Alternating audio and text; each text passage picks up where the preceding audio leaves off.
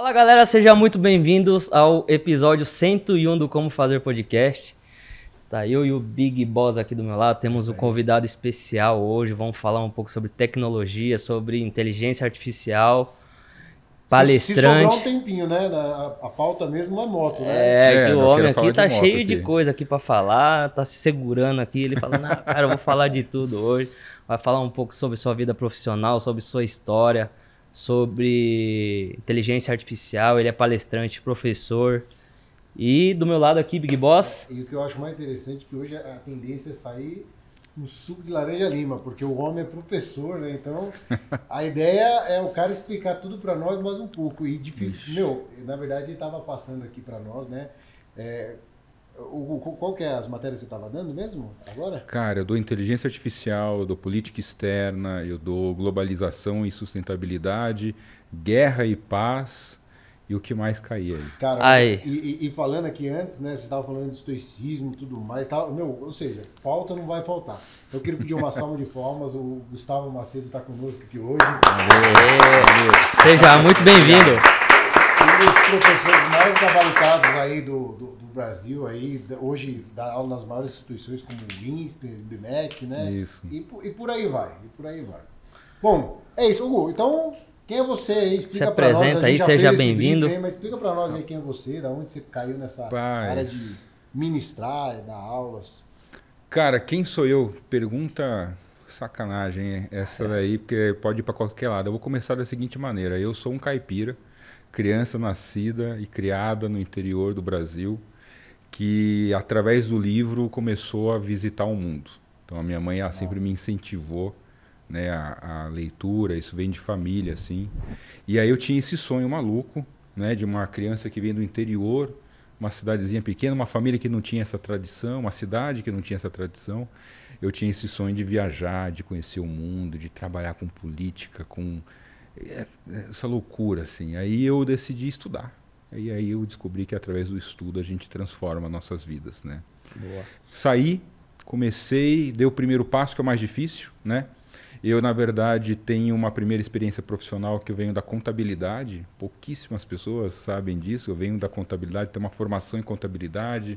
Meus primeiros empregos foram na área de departamento contábil. Graças a Deus eu percebi logo que eu não gostava disso, que não era para mim. E aí eu fiz essa transição, fui estudar ciência política. E quando eu cheguei na ciência política, eu cheguei na faculdade, e aí na faculdade eu descobri que dava para fazer matéria em qualquer curso. A faculdade ela permitia. Então era uma faculdade, a Unicamp é uma faculdade pública, então eu não precisava pagar a mais para fazer matéria.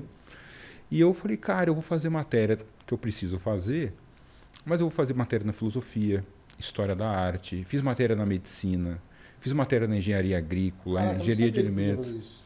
Pode, o curso de ciências sociais na Unicamp, quando eu fiz, permitia, ele dava uma liberdade muito grande. Fiz matéria na música, fiz matéria em um monte de lugar. Eu entrei na faculdade, então eu estudei esses vários temas e foi o que era uma diversão, né? Assim, estudar vários temas e tal, virou um perfil profissional.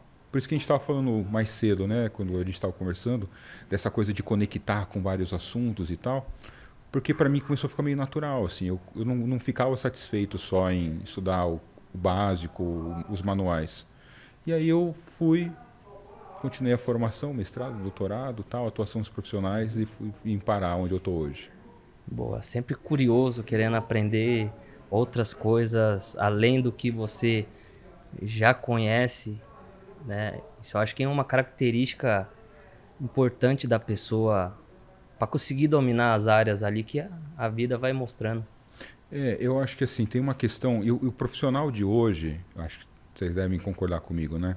O profissional de hoje também é muito valorizado, o profissional que ele é muito curioso, que ele consegue transitar entre várias áreas do conhecimento. A gente não fala que ele precisa dominar, mas que ele seja um criador de pontes, que ele consiga atravessar a ponte, dialogar com o outro lado, né? Entender no outro lado o que o outro lado pode ajudá-lo e vice-versa, para poder continuar avançando na criação de um negócio, modelo de negócio, resolução de um problema. A gente fala muito sobre pensamento criativo, né, para resolver problemas. E aí já meio conectando com inteligência artificial, né? Essa é a diferença que a gente tem que a inteligência artificial não tem ainda. A gente tem uma capacidade de encontrar relação entre as coisas que a IA ainda não tem. Então, eu incentivo muito isso dos meus alunos, que é esse perfil curioso, investigador, né? De conexão entre os diversos assuntos. Boa. Cara, e agora, tipo assim, ó, indo para a parte de inteligência artificial, o que você está vendo assim na inteligência artificial a nível de empresas, a nível de negócio, tudo mais? Porque um dos cortes principais seu é dar consultoria para empresas, né? Então, o pessoal tem procurado saber qual que é a principal solução, ou o negócio não é tudo isso, explica para nós. Então vamos lá. Primeira coisa que eu falo para o pessoal, eu vou dar uma palestra, tá? Uma das coisas que eu falo é sobre a ansiedade que tem sido gerada em torno da inteligência artificial. Inteligência artificial é uma coisa que já existe há muitos anos, não é de agora, não foi com o ChatGPT, muitos anos. Na verdade, a ideia... Desde quando? Só para eu saber assim. A primeira onda de inteligência artificial é do final da década de 40. Final da Segunda Guerra Mundial. Cara, mas, tipo assim, por exemplo, você entende que, por exemplo, um Excel automatizado já é alguma coisa... Então, aí não. Boa pergunta. Na verdade, a ideia de inteligência artificial ela é uma teoria, né, matemática, para ser muito superficial aqui, que já está sendo prevista desde a década de 40. Então, teve, com o advento da computação, né, por causa, até mesmo impulsionado pelas guerras, o advento da computação, a capacidade de você fazer o gerenciamento de grandes quantidades de dados que até então era humanamente impossível, né? E aí lá atrás já surge essa primeira vontade das pessoas pensarem, e se daqui a pouco isso chegar num ponto em que... 3 pontinhos. Aí vem o que a gente chama de primeiro inverno da inteligência artificial. O que é o primeiro inverno? É que ele esbarrou numa dificuldade técnica ou tecnológica. Não tinha computador, não tinha processador, não tinha tecnologia para eles continuarem avançando. A gente costuma dizer que a inteligência artificial ela já passou aí por uns 3 invernos. Então, década de 50, década de 70, final da década de 80, 90. E aí agora a gente está vivendo a 4ª grande onda da inteligência artificial. Só que acontece, qual que é a diferença agora? Que muitas pessoas acreditam que pela primeira vez a gente tem sim condições de juntar hardware e software. E não é apenas isso, tem dado. Porque antigamente também o que faltava dado. Muito dos processadores, dos algoritmos precisam de muito dado. A gente está falando de muita informação. Agora a gente tem com o advento da internet, né? Todos os dados possíveis hoje a gente tem de tudo. Qualquer pessoa, né? Tudo a gente está gerando. Nossos celulares agora que estão aqui do nosso lado. Que até deve ser uma das coisas que as empresas de médio e até grande porte procuram consultorias, né? Essa gestão de dados, né? Sim, também isso é muito importante. Tem um ponto que é a questão da LGPD, a Lei Geral de Proteção de Dados, que muitas empresas ainda estão entendendo o que é que isso significa, né, em termos de responsabilidade, de proteção e de gestão dos dados. E tem uma outra questão que é muitas empresas geram muito dado e não sabem o que fazer. É como se você estivesse gerando muita matéria-prima que poderia ser transformada em um tipo de riqueza e você está jogando fora porque você não sabe como utilizar essa matéria-prima. Então o dado hoje ele é matéria-prima. O tempo todo a gente está gerando um monte de dados. Se você pegar os seus celulares, você conectar num programa correto no computador, você vai ver que nas últimas 24 horas, por exemplo, ele gerou muitos dados. Todos os aplicativos no seu celular estão gerando dado, georreferenciado, e é o Spotify que dialoga com não sei quem e tal, quanto tempo de tela, tempo de uso, quais são os botões que você mais aperta, tudo isso é dado, né? Então, isso é uma questão. Aí voltando para a coisa da empresa. O que eu falo para muitas empresas tomam cuidado também com o hype da inteligência artificial. Tem muita ansiedade, tem muito nervosismo agora e as pessoas estão querendo adotar a inteligência artificial em tudo. E eu digo assim, primeira coisa, a inteligência artificial ela não vai te deixar desempregado daqui 6 meses. Então, calma, respira. Porém, ela pode levar o seu negócio à falência daqui 5 anos. Então, não precisa se desesperar, mas você também não pode dormir no ponto. Mas, Gustavo, quais são os negócios? O pessoal pergunta muito, quais são as carreiras, quais são os negócios que vão... Ninguém sabe ainda. Tudo é uma especulação. A gente tem tendências. Por exemplo, carreiras que antigamente a gente achava que seriam intocáveis, como medicina, advocacia, própria gestão empresarial, são agora algumas das carreiras que mais correm risco. E algumas profissões que a gente achava que seriam facilmente transformadas e substituídas pela robótica, o pessoal na área da limpeza, construção civil e tal, são as que estão correndo menos risco agora. Porque essa questão da robótica não avançou tanto quanto nós que trabalhamos o dia inteiro no computador, a gente, sem perceber, nos últimos anos, a gente começou a treinar a inteligência artificial para nos substituir. Sim. Né? Então, aí eu digo assim, pessoal, primeira coisa, se acalme, respira, para tentar entender primeiro o que é, o que não é inteligência artificial. Depois, vamos avançar para tentar olhar para as tendências de mercado e ver como que isso pode impactar o seu negócio por dentro e o mercado no qual você está inserido por fora, porque são duas coisas diferentes. Uma coisa é você começar a incorporar a inteligência artificial para automatizar, tornar mais eficiente os processos e os procedimentos da sua empresa. E a outra coisa é que o próprio mercado no qual você está, ele pode se tornar obsoleto daqui a pouco com a inteligência artificial. Ao mesmo tempo que existem algumas coisas que a gente pode fazer que nos preparam melhor para esse futuro. O que, por exemplo? Um treinamento constante sobre como pensar criativamente o uso de novas tecnologias no nosso dia a dia. Então, a capacidade criativa incorporada na gestão administrativa, que é algo que, de novo, a inteligência artificial não tem, ela faz com que a gente faça associações entre coisas, ideias e bancos de dados e o que eu posso fazer com isso, que até então não existia. Só para dar um exemplo, tá? Por exemplo, uma das riquezas de uma empresa como a Uber, por exemplo, não é transporte, é dados. Né? Tanto que a Uber tem várias projeções que dizem que a Uber se tornou um negócio insustentável. Uhum. Mas o gerenciamento de dados é uma coisa impressionante.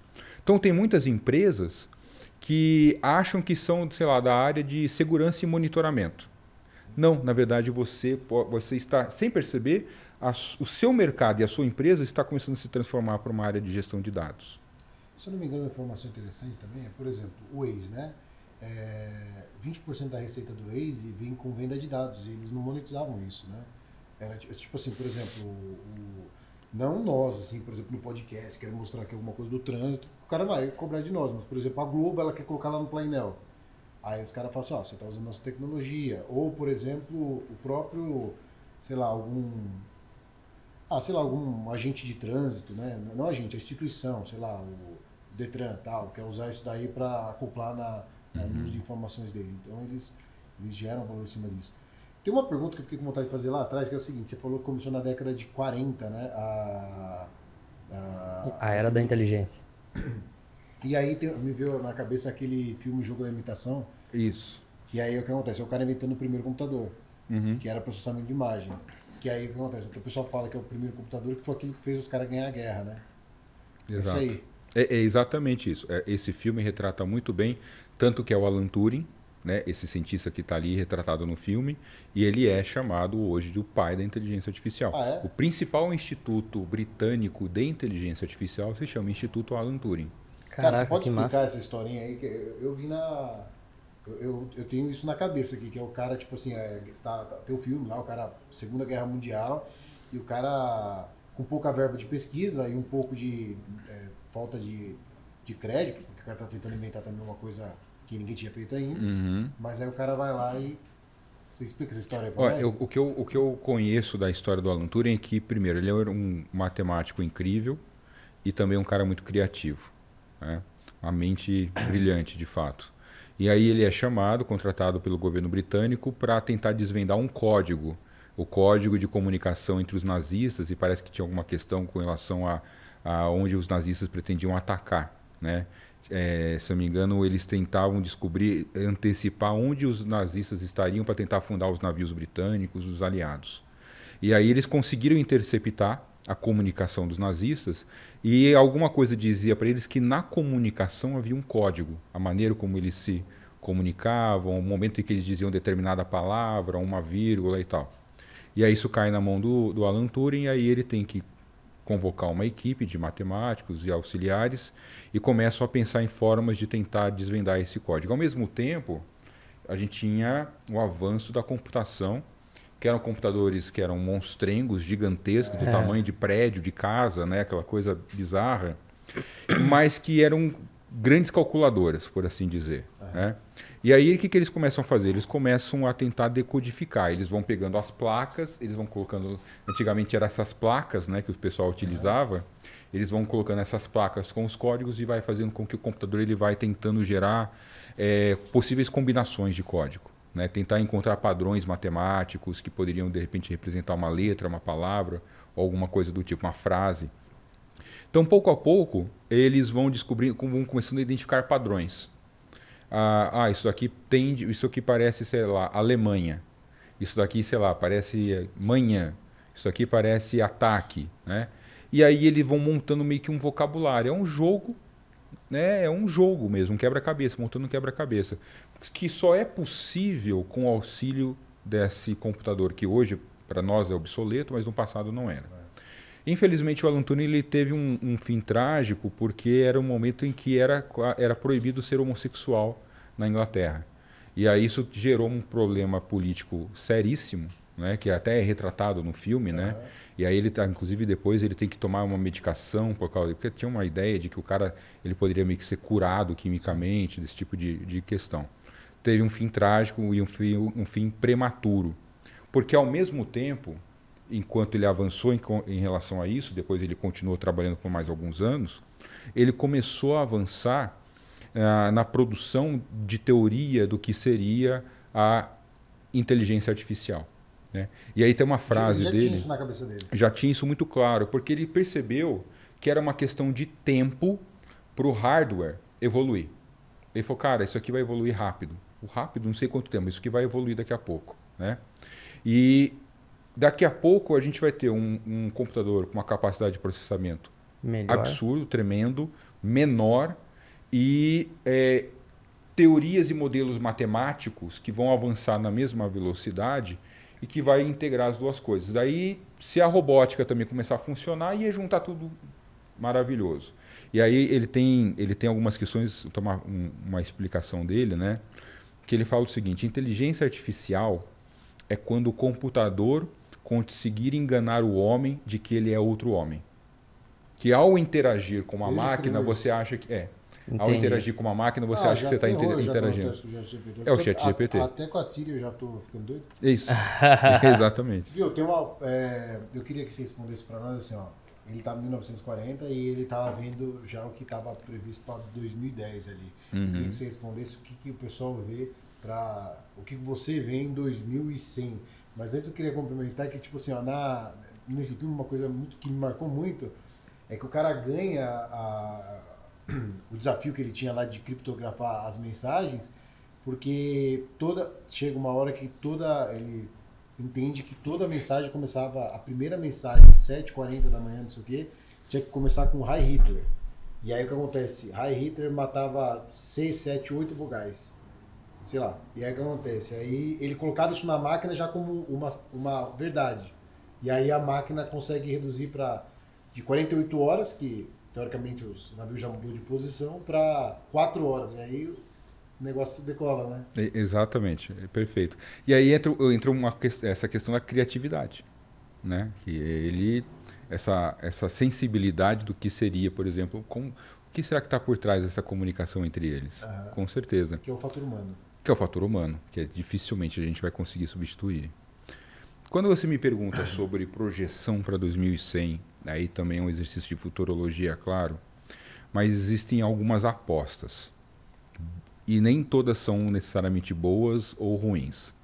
Vou começar com algumas boas. Existem algumas projeções de que até 2100, a média da população, a média de vida da população vai ser 100 anos de idade. Então, assim, as pessoas tendem a viver muito mais daqui aos 70 anos, mais ou menos. Falou isso aí pra nós. Falou? É porque ele falou isso numa entrevista. Ah, é? Os cara na, Essa é a grande aposta. Essa é a grande aposta. Tem uma aí jogando mais para frente ainda, tá? Que em 2200 morrerá o último ser humano com 100 anos. A pessoa que vai morrer mais precoce vai morrer com 100 anos, em 2200. Que isso? E que a Vida média, longa. Não, imensa, assim. E que a possibilidade de que as pessoas vão passar a viver mais de 200. Isso no mundo utópico, em que não tem guerra, não tem desigualdade social, não tem pobreza, miséria e assim por diante. Por que isso seria possível? Porque com a inteligência artificial, primeiro, você teria toda decodificação do genoma, né? Busca de novas vacinas, tratamento do câncer. A inteligência artificial identificando o câncer ainda no microcâncer. Lá isso. Falou, isso é um câncer. Caraca, que loucura. A capacidade de identificar com o que seria uma antecedência de 10 anos, câncer de mama. De mama mesmo, eu vi isso aí. Que doideira. É impressionante, Não, impressionante. E aí eu vi o que acontece, que os caras identificavam tanto, eu vi uma reportagem, que identificava tanto que o que acontece é que não necessariamente teria que entrar com alguma intervenção, porque poderia não evoluir. Sim. E para ser acompanhado. Tinha que ser só acompanhado, porque poderia ser como que fala isso? Sei lá. Monitorado. É que tem um nome para quando é muito pequeno e... micro. Fala cistases, alguma coisa do tipo.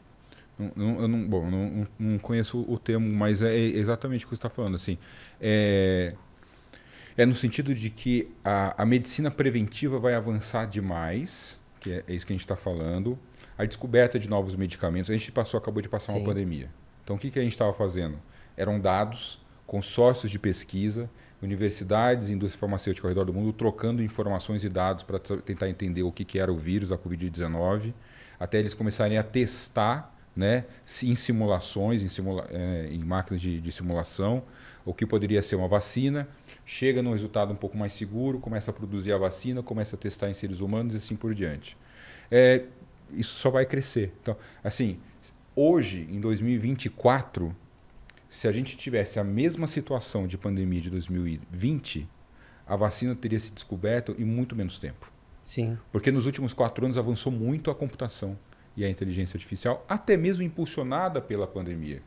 Tem algumas transformações, eu me lembro de acompanhar um estudo do MIT, aquele centro importante nos Estados Unidos, que eles têm um relatório anual sobre inteligência artificial e negócios, que eles entrevistavam empresários e a percepção dos empresários sobre como é que a inteligência artificial iria afetar os negócios. Havia uma projeção de vários empresários de que a IA ela chegaria apenas dali 10 anos, ou seja, 2030. O que aconteceu? Com a pandemia, a gente encurtou pelo menos a metade do tempo.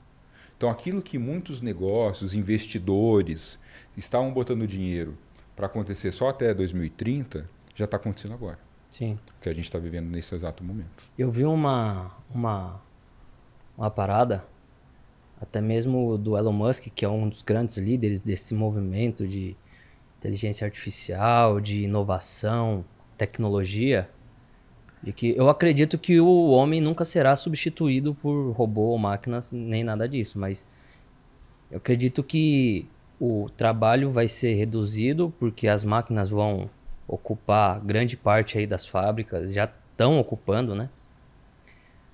Mas daqui para frente, daqui uns 30, 40 anos, com o avanço da tecnologia, com a IA, tudo, as coisas tende a ficar mais barato, porém menos trabalho para a população. Então, e esse ponto que você está trazendo é muito importante porque volta para a questão da projeção. Uma das projeções é justamente da substituição da mão de obra, né? O que seria o barato da inteligência artificial? Você trabalhar menos e produzir mais.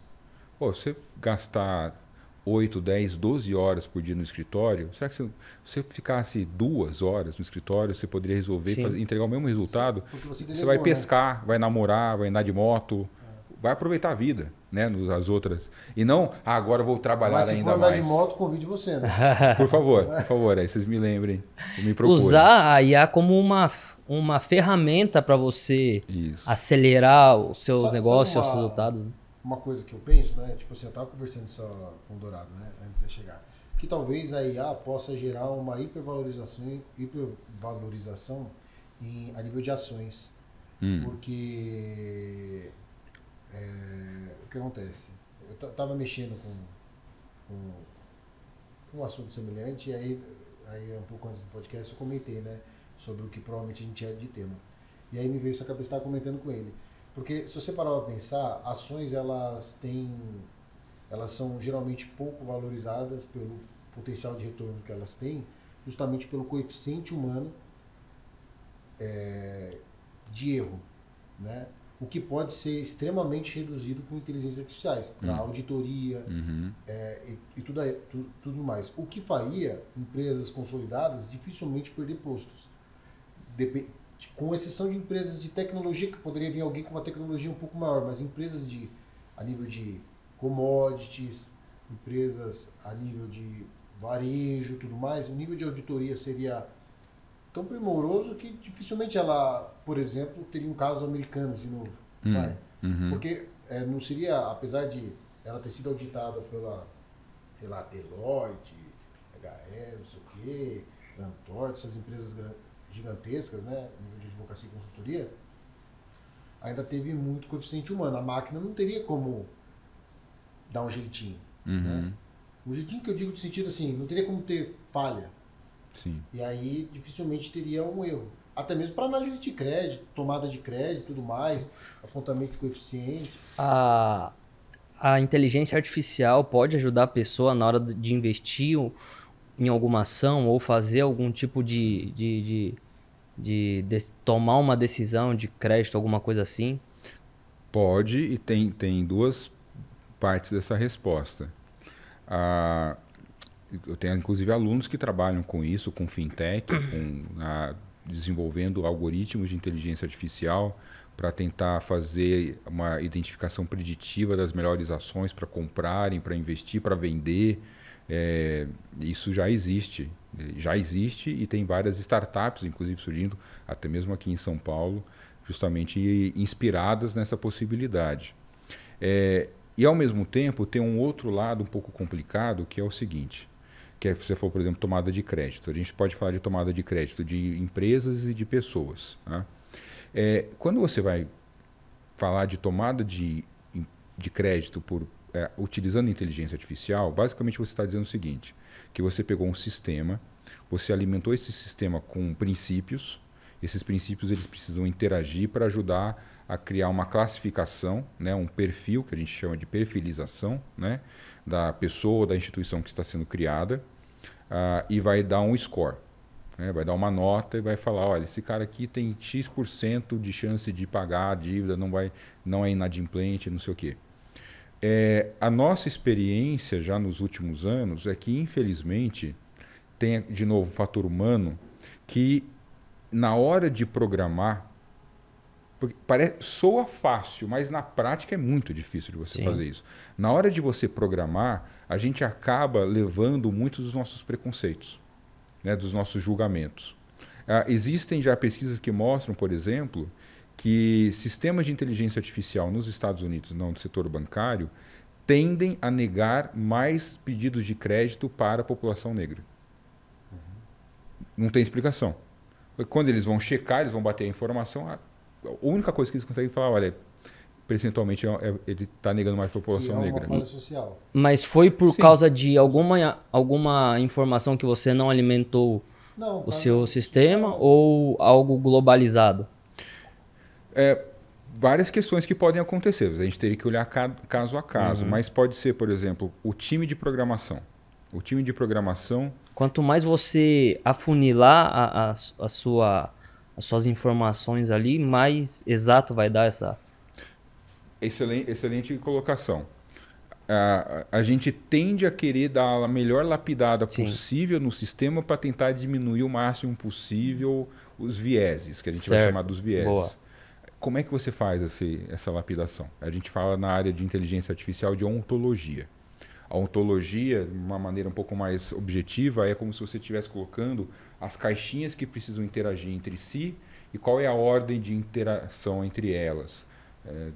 Isso leva para isso e tal. É super complicado isso. Então, você pode tentar fazer um sistema super robusto, super complexo, e aí justamente por isso ele pode ficar ainda mais enviesado. Uhum. Né? A gente não tem solução para isso. Quais são algumas das saídas e isso eu acho que é interessante mencionar, que algumas empresas podem começar a adotar? É tornar grupos mais diversos. Não que isso necessariamente vá resolver todo o problema, mas isso diminui a chance de erro por fator humano. Então o pessoal fala muito assim, por exemplo, os times de programação tem a nossa cara, homem branco. Né, dos 30 Meio e que poucos aquela anos. bolha ali. É uma bolha. É uma bolha. Então a gente reproduz os nossos valores. Certo. Né? Então o pessoal fala muito, por exemplo, cara, é fundamental incentivar, por exemplo, a entrada de mulheres nesse mercado de trabalho. Né, no que a gente chama de STEM, né, que seria a área de ciência, matemática, engenharia, tecnologia. Por quê? Porque aí você tem um corpo de programadores e programadoras mais diverso e que, de maneira subjetiva e intuitiva, ao transmitir seus valores no ato da programação, teria um pouco mais de sensibilidade com algumas questões. Cara. Sim, sim. Tem uma coisa interessante Legal. disso daí, é que aí o que acontece, eu vi isso em algum lugar, estava falando sobre dados, mas aí o que acontece, eu acho que isso configura o que a gente está conversando aqui.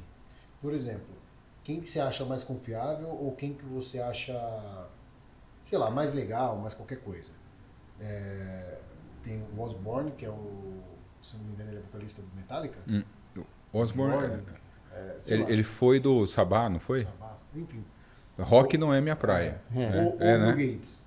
Quem é mais legal ou quem tem menos risco ou quem qualquer coisa. Bom, a gente pode fazer um debate aqui e várias pessoas vão responder respostas diversas.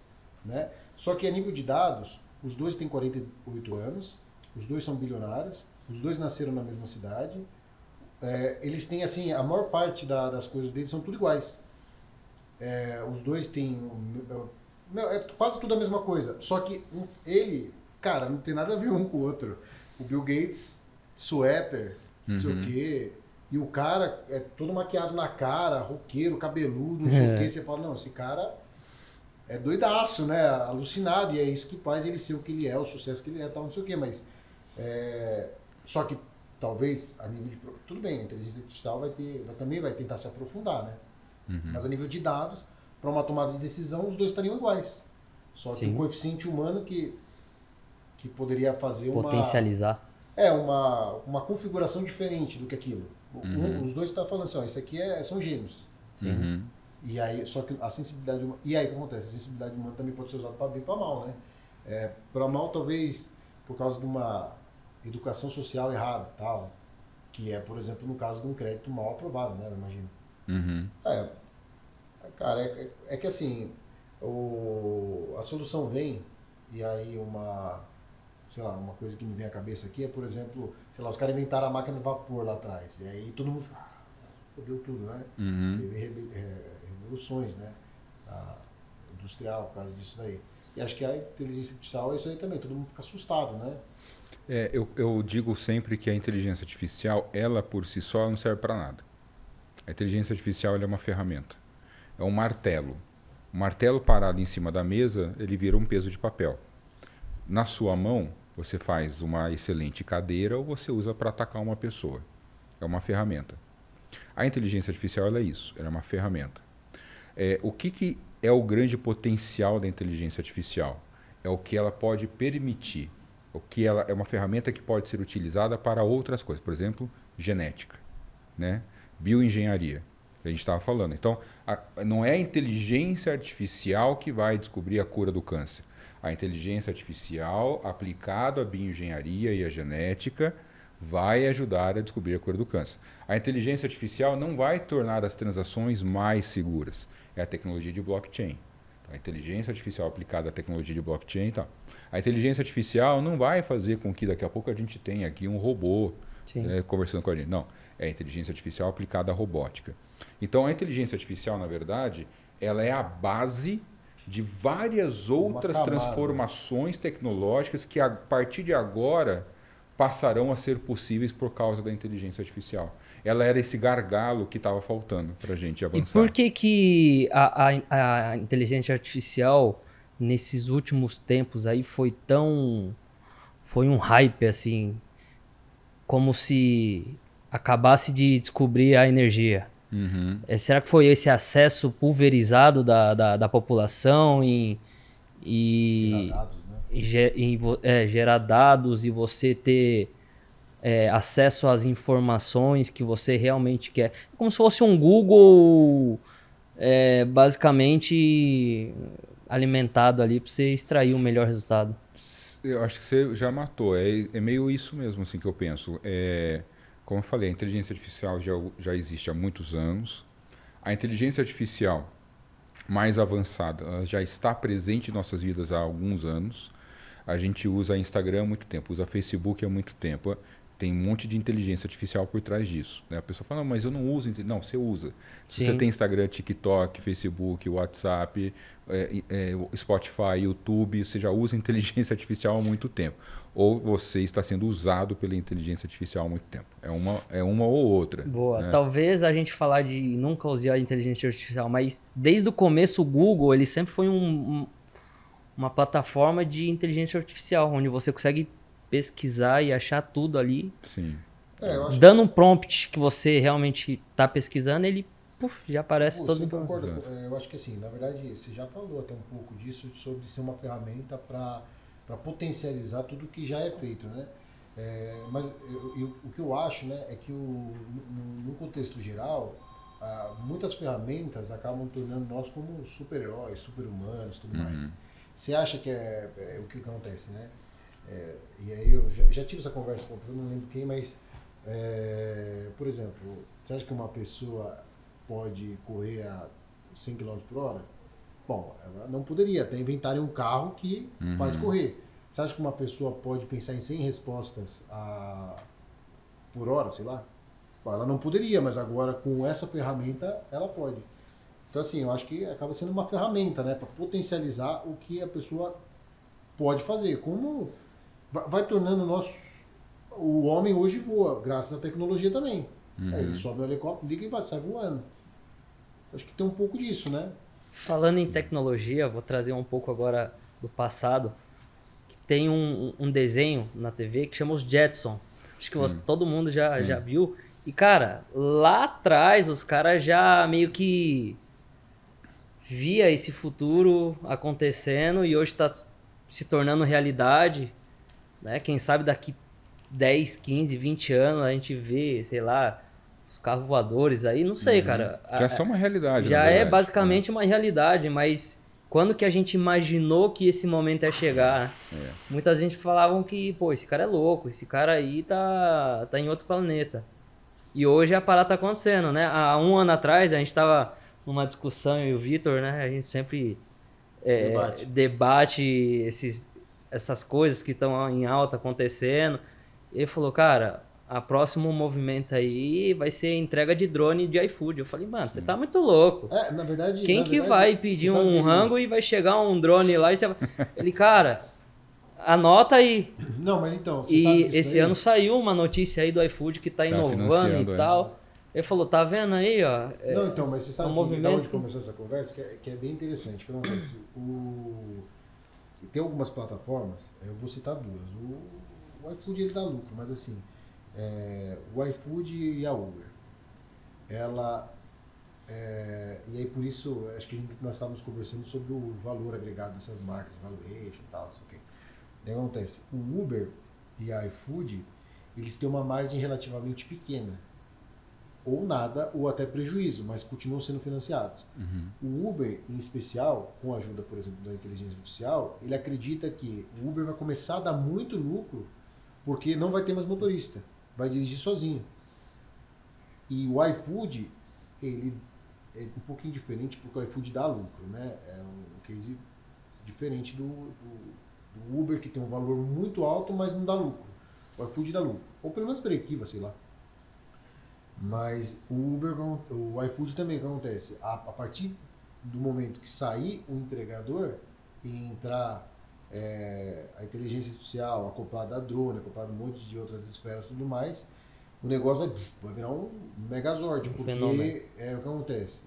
Ele vai gerar muito mais margem, muito mais receita, e o passivo dele vai ser muito menor, porque hoje os desafios de Uber e iFood é o quê? Câmara trabalhista, porque assim, ele vem rompendo várias barreiras, aí, várias coisas que já tá na nossa sociedade de CLT e tudo mais, então é complicado, né? Eu lembro quando o Uber chegou, a maneira como ele chegou para mim era que era um aplicativo de carona. Não era um aplicativo de táxi. Era um, Ele veio um para aplicativo. ele veio para resolver um problema, outro problema, ele, né? Acabou. ele chega de uma maneira, não era o motorista de Uber, não. Era tipo assim, eu estou indo daqui, estou do Butantã, em São Paulo, preciso ir para Paulista, estou com o meu carro, eu vou vou colocar no aplicativo que eu vou fazer essa corrida, de repente alguém acha que era aplicativo de carona quando ele chegou. Uma das maneiras que ele foi enquadrado. Aí foi se transformando, foi se profissionalizando, o cara falou, e se eu começar... E dava um lucrozinho, o cara levar de um ponto para outro. Mas se eu fizer isso o dia inteiro? E começou a dar bastante lucro para o cara. E aí virou um trabalho, né? Tem um ponto que vocês trouxeram que eu acho muito bacana, que enquanto vocês estavam falando, para mim conectou os Jetsons, o Uber, o drone e tal, que é o seguinte, né? A inteligência artificial, ela pode fazer muito mais do que ela está fazendo agora. Uma das coisas que mais me incomoda nessa discussão toda, quando eu leio, quando eu debato com os alunos em sala de aula, é que a gente ainda está pensando com a cabeça do passado, a inteligência artificial. A gente não está olhando a inteligência artificial, muitas pessoas ainda não incorporaram isso, de uma forma quase para a realização de sonhos que até então eram impossíveis. A gente está falando agora, por exemplo, de voar, por exemplo. O avião foi inventado há pouco mais de 100 anos. Na história da humanidade, a gente nunca voou. A gente começou a voar ontem na história da humanidade, né? Mas sempre foi um sonho. O homem, desde Ícaro, né? O homem sempre quis voar. Que outros sonhos será que a inteligência artificial não pode ajudar a gente a realizar? E aí, os Jetsons, por exemplo, ou eu sou um aficionado por ficção científica, aparece o tempo todo na discussão de inteligência artificial, e eu acho muito bacana, porque ele vem para alimentar utopias. Ele vem para dar um norte, ele vem para sugerir loucuras, que até então eram loucuras, que pode ser desde um sabre de luz, uma nave que voa na velocidade da luz, um skate voador de volta para o futuro, um robô, né, do tipo do Homem Bicentenário. A ficção científica, ela cumpre essa função na nossa sociedade, porque ela faz com que a gente sonhe coisas absurdas, e quando a gente está com essa baita dessa ferramenta na mão e a gente não sabe o que fazer, a gente olha para o passado, para os Jetsons, para se inspirar o que fazer no futuro. É muito louco, né? Porque a gente tem uma baita de uma ferramenta, mas a gente precisa olhar para o passado para poder construir um futuro. Então, uma questão que eu sempre fico me colocando será que a gente não está muito limitado ainda? Quando a gente para pensar em inteligência... a gente fica pensando em aplicar a inteligência artificial em modelos de negócio, em modelos de sociedade, que já estão antiquados e ultrapassados. Tudo pode acabar sendo afetado. A ideia de família, a ideia de relacionamentos, a ideia de amizade, a forma como a gente lida com o meio ambiente, a forma como a gente lida com o trabalho, tudo pode ser transformado. É uma oportunidade. Eu vejo esse momento que a gente está vivendo como uma oportunidade, não só para nos tornar mais produtivos no trabalho, mas para nos tornar mais livres, mais felizes. Acho que eu incentivo muito isso na cabeça dos meus alunos. Sim, eu acho que a grande sacada é você saber usar dessa ferramenta para um lado positivo, né? Porque saiu esses tempos aí o novo óculos da Apple lá, né? O Vision Pro. Vision Pro. E você vê que é meio que uma loucura que... Imagina que eu e você estamos ali num restaurante jantando e a gente sentado comendo na mesma mesa e um viajando de um lado, o outro viajando do outro, ninguém falando nada com ninguém e a vida vai passando, sacou? E até que ponto isso vai ser bom para a sociedade? Será que isso aí vai acabar afastando a sociedade, o diálogo? Pode atrapalhar nas próximas gerações? O que você acha disso aí? Cara, eu tenho uns colegas que eles são lideranças indígenas e eles estão pensando em inteligência artificial. São pessoas que pensam a tecnologia através de um outro registro. Eles pensam outras mitologias. A gente tem as nossas mitologias. E aí eu falo como uma pessoa que tem formação em antropologia. A gente tem as nossas mitologias. Eles pensam através de outras formas de enxergar o mundo. Sim. E quando eles param para pensar a maneira como nós, que somos da cidade grande, nos relacionamos com essas tecnologias, eu acho que eu acho que eles devem olhar para a gente quase como um pena, assim. Nossa, olha o que os caras estão perdendo. Os caras estão acabando com a vida deles. Nossa, olha o tempo que esse cara está perdendo. A própria noção de tempo deles, sim, isso é muito louco. A gente tem uma ideia de tempo linear. Tem várias comunidades indígenas que têm, por exemplo, uma ideia de tempo circular, que é uma outra ideia, de que não existe nem passado nem futuro, só existe o presente. E você consegue imaginar organizar a sua vida de modo que não existe projeção, só existe o agora permanente, né? A maneira como você constrói a linguagem, a maneira como você se comunica com quem você ama muda completamente. Sim. Né? Quando você Caraca, isso daí talvez viagem, em algum momento eles estão certos e nós estamos errados. Você curte... Vários momentos, eu diria. Sim, sim. Né? Na verdade, eu participei um tempo atrás. Montar uma aldeia. Vamos colar com os caras. Reality show. Você já assistiu Black Mirror? Já. Você ia falar, mas eu queria que você comentasse. Black Mirror é um negócio doido, né? Super doido, cara. E o Black Mirror, ele cumpre um pouco essa função, né? Porque o que está ali previsto naquelas séries, muitas já se realizaram, né? Sim. Tem muitos episódios ali que já... O primeiro episódio eu acho que é o mais realista. É o pior e o mais realista para mim. Mas tem um monte de coisa que está ali, por exemplo... Eu fiquei sabendo agora, essa semana, que da chegada de novos brinquedos para as crianças que já vão interagir com a criança, tipo uns bonecos de pelúcia que já vão começar a interagir, tem inteligência artificial, vai fazer o monitoramento da criança, vai ajudar a educar a criança, ensinar a criança a falar. Isso já tem episódios no Black Mirror. Vou pegar um caso, tá? Só mais um caso. Ressuscitaram a Elis Regina no ano passado. Cara, o Robin Williams, quando ele morreu, ele já botou no testamento dele que ele não queria isso.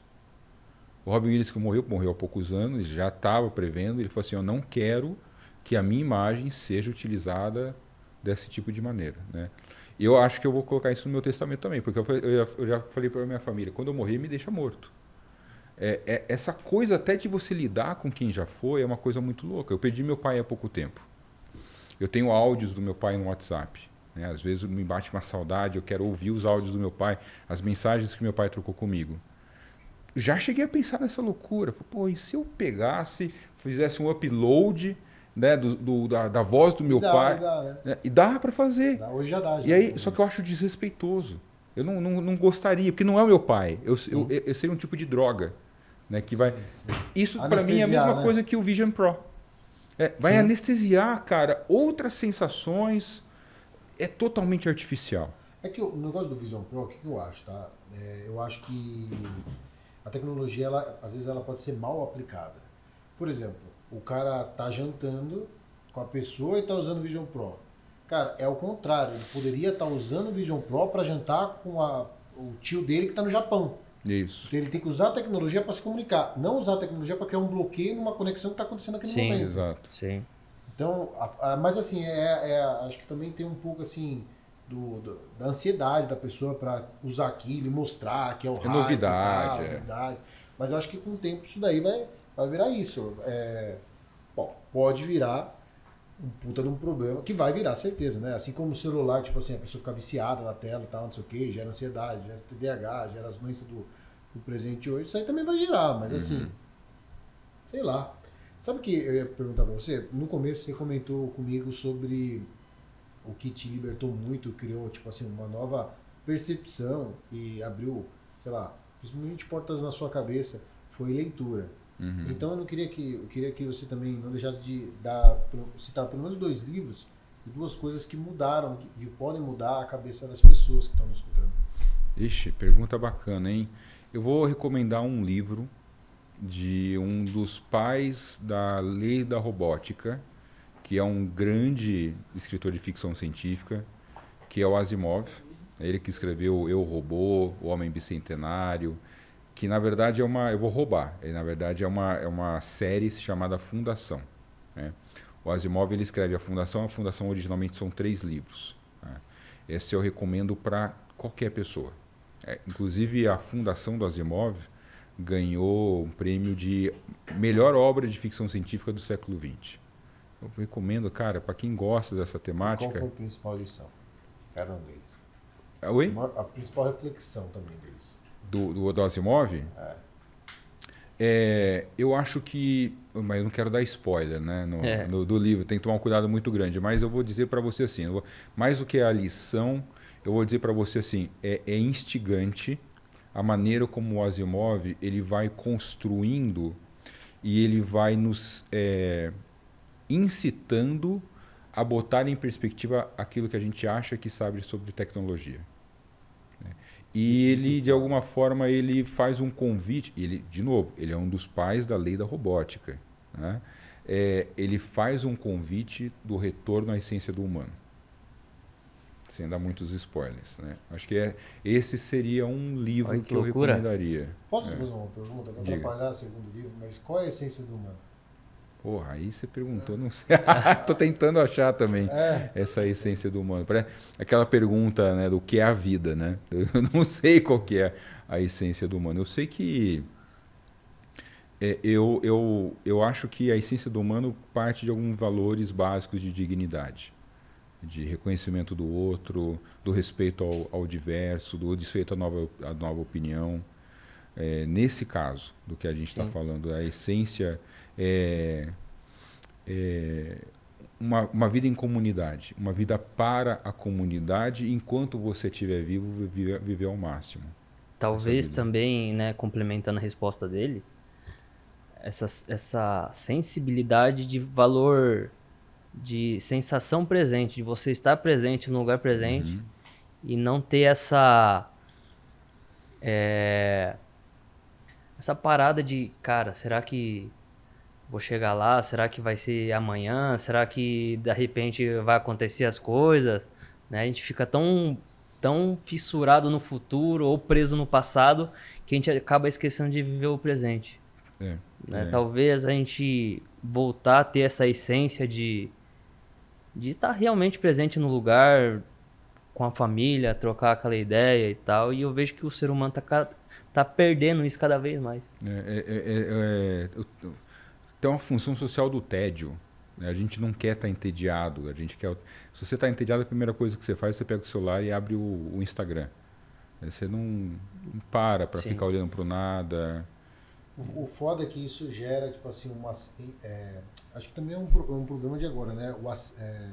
O excesso de informação, a falta de informação é um problema. Hoje o excesso de informação é um problema. Você começa a gerar uma ansiedade em cima de problemas que às vezes você nem vai ter, nem existe. Mas não que não exista, né? Porque às vezes os problemas são reais, tal, mas o que acontece?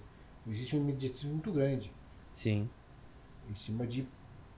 Porque, principalmente no capitalismo, o que acontece? O problema ele é vendido como negócio, né? Então, isso também gera cada vez mais um senso crítico de que de urgência, né? E aí as pessoas começam a ficar correndo atrás de uma coisa que às vezes nem necessariamente elas precisavam, né? Tipo um Reels assim na rede social muito forte, que é o começo ali das tecnologias domésticas. O cara vendendo, sei lá, tô vendendo a geladeira, a máquina de lavar e a máquina de lavar louça. E aí a galera assim tentando narrar aqui o que acontece no Reels, fala assim, mas por que não vai fazer isso? Você vai fazer isso para você ficar mais tranquilo em casa para fazer as coisas, né? E eu falei assim, não, mas aí eu não vou ficar tranquilo em casa para fazer as coisas, eu vou ter que trabalhar para pagar essas coisas. Sim. E aí ferrou. Sim. Mas assim, no geral, a gente é uma sociedade de transformação, né? A gente é. E eu acho que nós temos a oportunidade de escolher para onde a gente está indo. Onde você acha que nós está indo? Vai. Cara, eu não tenho uma visão muito otimista nesse momento. Pelas tendências. Então, essa é a que nós precisamos divulgar aí, vai. Dessa previsão para nós. Eu acho assim, vou pegar o caso brasileiro como um exemplo. Tá? A gente está falando muito no Brasil de incorporar essas tecnologias para aumentar a eficiência, a produtividade e assim por diante, numa sociedade em que já está muito doente. A gente está aqui em São Paulo, já está à noite, eu vou sair daqui a pouco, eu vou ter medo de ser assaltado. Assim, a gente vive uma sociedade do medo, da insegurança, da miséria, da pobreza, da desigualdade social. Eu acho que não que a discussão tenha que ser apenas isso, mas ela também precisa incorporar problemas reais do nosso dia a dia, da nossa sociedade. Como é que a gente incorpora? Esse tipo de discussão não está presente. Vou dar um outro exemplo. Fala-se muito de inteligência artificial, vamos aumentar, vamos avançar, gerar dados para serem lidos por algoritmos e tal. Algumas pesquisas mostram, por exemplo, que o funcionamento de um processador, de processadores, para treinar um algoritmo como o ChatGPT, o 3.5, que é o que está aberto, ele consome a mesma quantidade de água para você produzir o equivalente a 400 carros BMW, ou a mesma quantidade de água para você inundar um reator nuclear. Então, a inteligência artificial não é inteligente do ponto de vista ambiental. Ela não é sustentável. Ela não é sustentável. Ela consome muita. Não é falado, né? Não é falado. Ela consome muita energia, muita energia. Ela não é sustentável. Isso é uma das barreiras. De onde vem essa energia hoje? Depende, por exemplo, no caso na China, 70% da matriz energética chinesa é da queima de combustíveis fósseis. Se você for pegar no caso norte-americano, é um pouco mais diversificado, mas também ainda existe esse gargalo de infraestrutura. Na União Europeia, com a guerra da Ucrânia, agora a própria Alemanha está voltando a falar de usar gás como matriz energética ou então energia nuclear, né? O Brasil, não aqui defendendo necessariamente as hidrelétricas, porque elas também têm um impacto ambiental absurdo, né? Mas a gente fala muito de que o Brasil tem uma matriz energética mais limpa, né?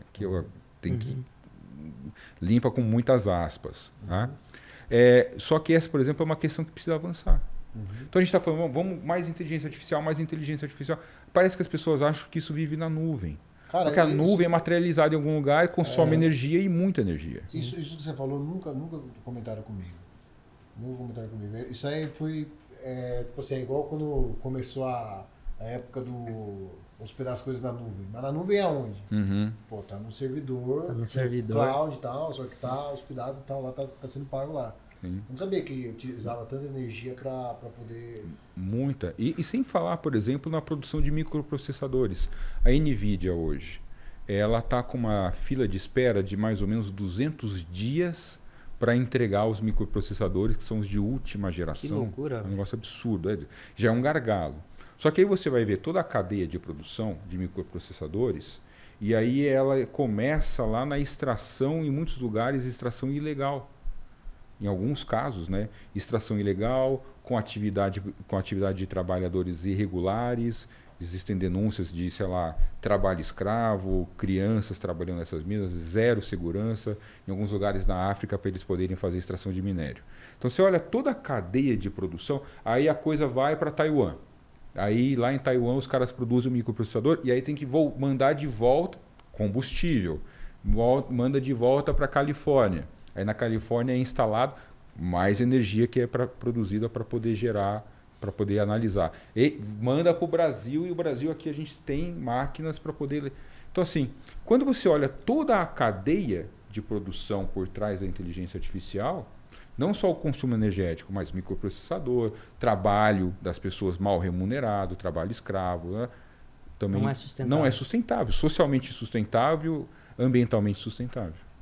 Você fala muito sobre sustentabilidade, globalização, né? E são temas que estão em alta, são temas que estão sendo discutidos para mudanças, né, para o futuro. Você tem alguma coisa referente a crédito de carbono ou algo desse tipo que é uma matéria que também está em alta, sustentabilidade? O que você tem para dizer disso? Associado à inteligência artificial? Associado à sustentabilidade, sobre a globalização, que você também fala bastante. Olha, eu tenho algumas críticas em relação ao mercado de crédito de carbono. É um mercado já que ele está presente, que ele está consolidado mundialmente, ou é uma coisa que ainda está crescendo, é uma coisa que ainda está... Eu não sou especialista em mercado de carbono, eu não trabalho na área, né? Mas eu sei que é um mercado que já está relativamente consolidado. Mas a minha crítica é em relação aos fundamentos da ideia de mercado de carbono, né? De que você compra créditos para poder continuar poluindo, né? Num cálculo que não é sustentável. Sim. Não faz muito sentido. Então, a gente encontrou uma forma... De vender o inimaginável. Talvez. Eu tenho que tomar um cuidado muito grande para usar as palavras aqui, mas é uma forma de você lavar um pouco a imagem de alguns países e algumas empresas, porque poluem demais e aí vão lá e fazem reflorestamento ou fazem compra de crédito de carbono como uma forma para meio que tem um status. Equilibrar o saldo, né? Sabendo que não existe esse saldo, porque a poluição está aí. Assim, ninguém está tirando, não está sequestrando essa poluição. Então, tudo é cíclico, né? Então vai voltar lá. Já está voltando, né? O que a gente está vivendo, as mudanças climáticas, a onda de calor, chuvas torrenciais, países que vão deixar de existir, pequenas ilhas que vão deixar de existir daqui a pouco.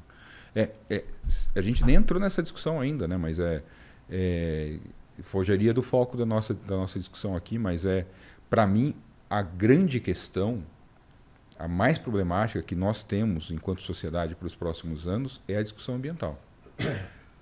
Está absolutamente insustentável continuar vivendo da maneira como nós estamos vivendo. Enquanto, por exemplo, em 50 anos, 100 anos, não acaba o planeta. Sim. O mundo já tem gente demais. Se tivesse metade do número de pessoas que existe hoje, já seria muito. Mas vai ter uma redução drástica de população, você não acha? Cara, tem projeções que mostram que até 2100, hoje nós somos na casa de uns 9 bilhões. Tem projeções que mostram que até 2100 a gente vai chegar a 20 bilhões. E qual que é o movimento? Caraca! Qual que é o movimento pois dos grandes líderes mundiais, países, Greenpeace, sei lá se isso faz parte, mas qual que são os novos temas e os debates para os próximos anos aí em relação à sustentabilidade, em relação à qualidade de vida, em relação a salvar o planeta, né, que em si hoje é o que tá nas mídias aí? Uma discussão que é muito presente é a discussão de que não dá mais tempo para discutir. É preciso tomar algumas iniciativas. A gente está indo o ano que vem para a chamada Conferência das Partes, aqui, que vai ocorrer aqui no Brasil, em Belém do Pará, que é a chamada COP30. Por que COP30? Porque a gente já teve 30 reuniões, vai ser a 30ª reunião do tipo para tentar avançar. Ela não é a única, a ONU ela tem várias reuniões do tipo, para tentar avançar numa discussão de acordos. Cara, não era para ter chegado nem na COP3. A gente está indo para a COP30. Assim, daqui a pouco a gente está discutindo na COP50 usando máscara de oxigênio.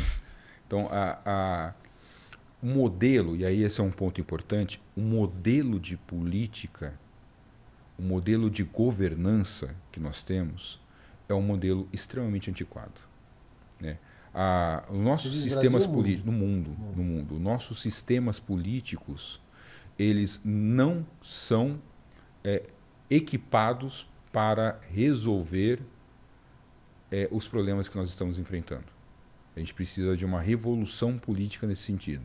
E como eu falo de uma revolução política, não estou falando necessariamente de democracia, de pessoas ir para a rua, não estou falando disso necessariamente. Estou falando de uma forma como a gente pensa a política, como a gente pensa a atuação. São valores, né? Preservação, talvez? Cidadania, uma mudança da forma como a gente lida com a cidadania. Certo. A gente não traz, a gente não respeita, por exemplo, a juventude.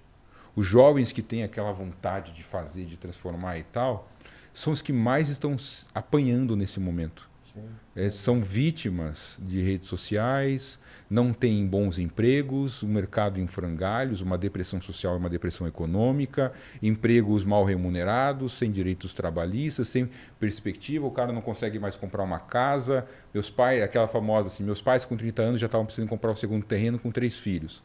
O rapaz hoje com 30 anos ainda não saiu da casa da mãe.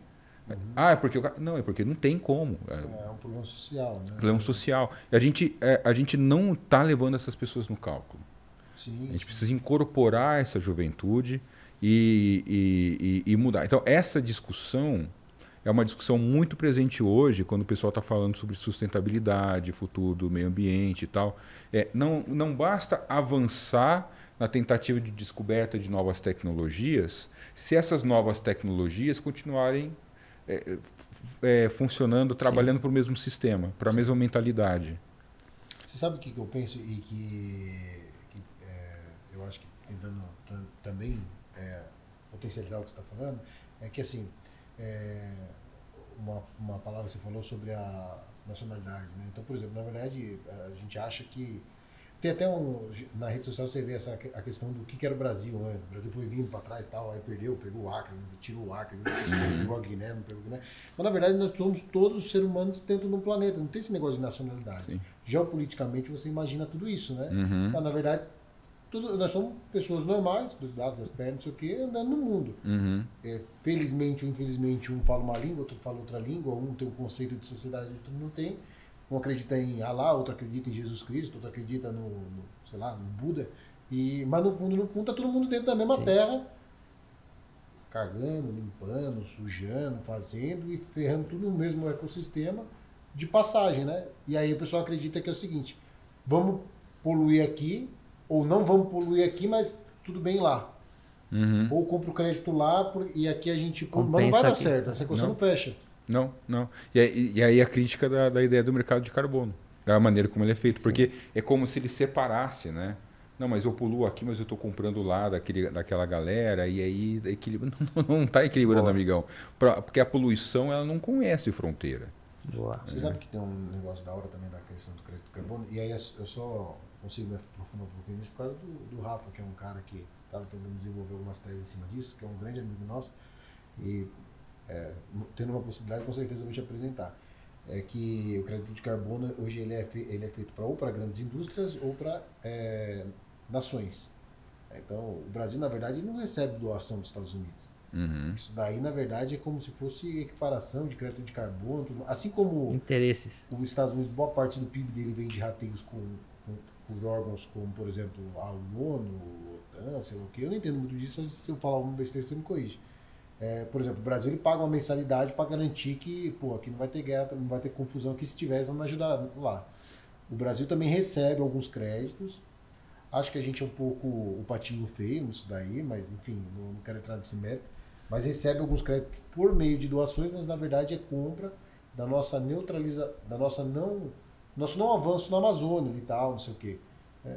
Garantindo que a gente está produzindo oxigênio. Uhum. E aí o pessoal paga o crédito para nós por meio de doação, para manter a Amazônia e tudo mais. Como se eles fossem mãozinho, mas na verdade não são mãozinho. Jogo de interesse. É que assim, dentro de reuniões como dentro da ONU... Aliás, eu não sei se nós falamos aqui, né? Mas o Gu, né, que eu já estou chamando de Gu, que é parceiro, já estou... se conhecemos hoje, mas já é meu parça.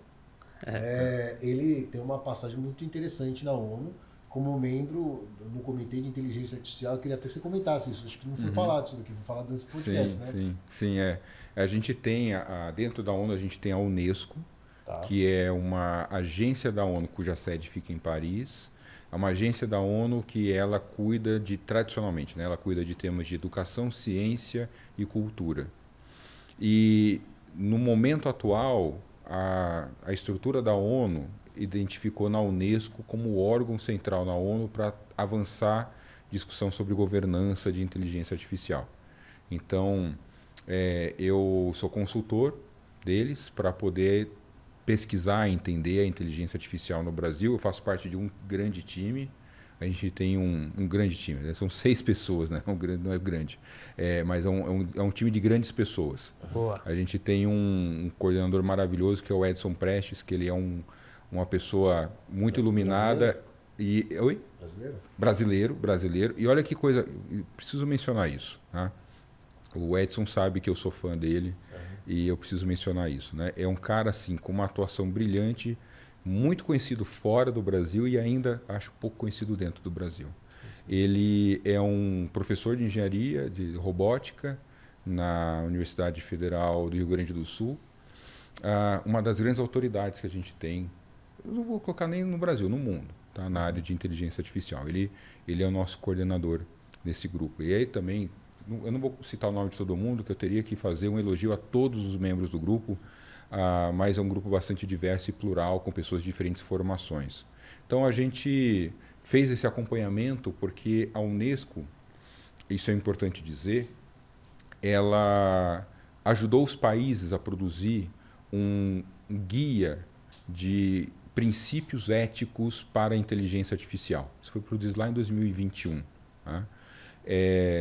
Os países eles se reuniram e eles concordaram com alguns princípios, algumas orientações, guias na área de ética para a inteligência artificial.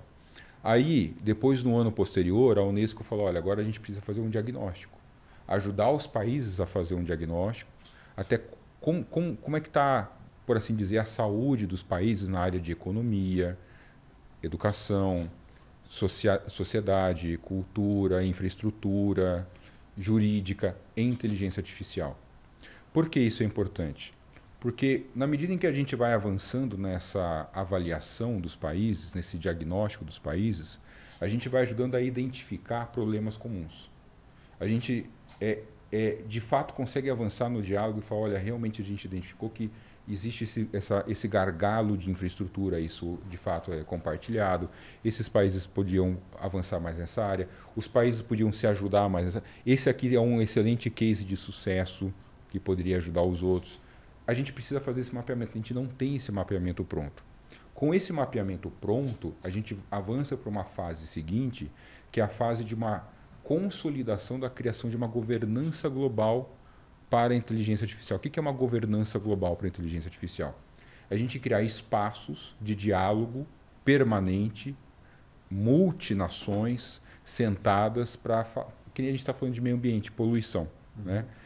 Olha, a cadeia de produção de inteligência artificial ela é injusta, poderia ser mais democrática, poderia ter uma melhor distribuição dos lucros, acessibilidade da tecnologia, soberania dos dados. Quem é que está com os meus dados? Como é que eu consigo acessar esses dados? Né? Eu consigo desenvolver uma Big Tech no Brasil? Quantos aplicativos, quantos apps brasileiros vocês têm nos seus celulares? E assim por diante. Zero, na verdade. Né? Praticamente zero. Você tem o GovBR, o CNH. Né? O Gov eu acho que é o maior banco de dados brasileiro que o cara sabe de tudo. Pois é. Não, mas também não tem nada lá. Porque lá não gera dado nenhum. Bom. Porque na verdade ele vai ter, só se ele rastreia nós, por exemplo, redes sociais como Meta, Uso, que sabe até onde você está indo, quanto você está pagando, o seu cartão de crédito. Tudo. E aí, assim, tem questões ali que precisam ser debatidas, né? Do limite, do que está sendo feito com os meus dados. Porque, afinal de contas, os meus dados são meus. Fui eu que produzi. Eu sou o proprietário, a própria LGPD, ela vê você como proprietário do dado que você produz. Mas onde é que está esse dado? Você está ganhando um percentual do lucro dessas empresas que estão lucrando com base nos dados que você está emprestando para elas, porque é como se você estivesse emprestando. É como se nós fôssemos uma música durante o curso da vida, mas nós não temos direito sobre ela, na parte de dados. Você é uma mina. Você está sendo minerado, né? Na medida em que você usa e você produz dados, você está sendo minerado. E hoje a gente gera muito dado, né? Muito dado. A forma de pagamento é o uso, entre aspas, gratuito dos aplicativos. Né? O que não, tipo um WhatsApp. É. Cara, a gente está chegando na reta final, né? Mas, Buzeira, quer fazer uma pergunta aí para nós? Queria que você deixasse aí para nossa audiência uma mensagem positiva, uma mensagem que te trouxe transformação ou algo que mudou a sua vida a partir daquele momento. Queria que você dividisse um pouco da sua caminhada aí, dessa jornada que você construiu. Que momento ali foi um momento decisório para gerar transformação na sua vida e que você puder compartilhar aí com a galera? Olha, poxa vida, a pergunta é fantástica e difícil. Eu vou citar um caso recente, tá? Que aconteceu comigo, que foi... às vezes a gente precisa perder para valorizar. Né? Então eu citei mais cedo na entrevista que eu perdi o meu pai há pouco tempo. Então foi uma lição tremenda, porque pela primeira vez em muito tempo eu senti o peso da responsabilidade de decidir algumas coisas na minha vida. Eu acho que os meus pais me ensinaram muito isso. A minha mãe me ensinou muito isso. A não ter medo de responsabilidades. Então, a minha mãe, eu falei mais cedo, né? Ela sempre me ensinou muito a estudar, a ler. Ela foi a minha grande professora, me dava livro de aniversário, né? Eu tinha uma estantezinha dentro do meu quarto, mas ela também me incentivou a trabalhar desde que era possível. Desde os 16 anos eu já tinha carteira assinada. Né? Mas a questão, na verdade, é assim, é não ter medo da responsabilidade. É não esperar, e isso eu acho que é a grande lição, a autorização de ninguém para fazer o que tem que ser feito. Boa. Não esperar que alguém te autorize, não esperar que alguém esteja pronto para te acompanhar. Você quer fazer, você acha que vai fazer, vai lá e faz. Né? E viva a sua vida satisfeito com o resultado das suas ações. Boa. E assuma a bronca disso. Boa. A gente costuma dizer que cada pessoa está em um momento diferente, né, da vida. E cada um está num momento onde ele escolheram ou plantaram, tá lá, né? Algumas pessoas não escolhem, mas eles podem mudar a história daqui para frente. Né? E se você começar a tomar as decisões, as atitudes hoje, talvez os seus resultados lá na frente vão ser totalmente outros, né? E você vai lidar melhor com os resultados. Boa. Sejam eles positivos ou negativos, você vai lidar melhor com eles. Boa. É isso. É isso. Você não quer deixar suas redes sociais aí para o pessoal seguir lá? Opa, claro, claro. Bom, o LinkedIn, Gustavo Macedo, eu uso bastante. Tenho também no Instagram, é o @prof, né, a abreviação de professor, Prof. Gustavo Macedo, também pode me encontrar lá também. O site é o mesmo, eu tenho um site profissional. Quem quiser contratar a palestra do homem, tá Tá caro, mas tá com um precinho especial agora. Se falar que assistiu aqui, sai com desconto. Consultoria também, que o homem tá dando desconto consultoria até umas horas. Boa. E é isso aí, cara. Segue a gente lá no Como Fazer Podcast, no Instagram. Também compartilha esse vídeo no YouTube. Segue a gente aí no YouTube para você receber todos os episódios novos aí que a gente vem gravando nesse ano de 2024. E é isso. Nas redes sociais, Victor HDC Moraes, @Bruno_Nakati. E vambora. Vambora, até a próxima. Valeu. Show, senhor. Valeu. Bom demais, viu? Tamo junto, obrigado pelo convite. Obrigado, pessoal. Até a próxima. Valeu.